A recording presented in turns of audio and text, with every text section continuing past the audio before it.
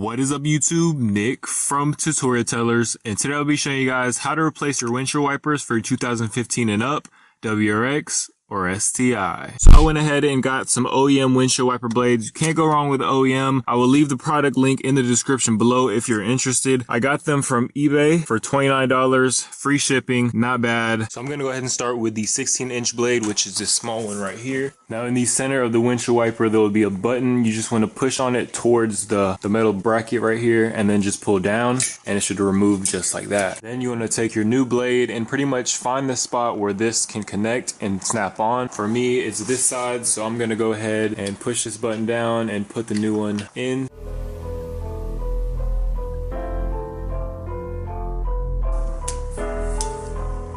Moving on to the 26-inch blade, which is the only one left.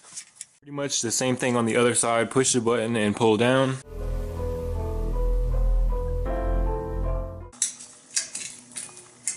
And it should come off. So if you guys have the OEM ones like me, it should say open, and the way you install it is you turn it upside down and have the open on the right, and you want to press this button down and attach the metal bracket onto this side right here.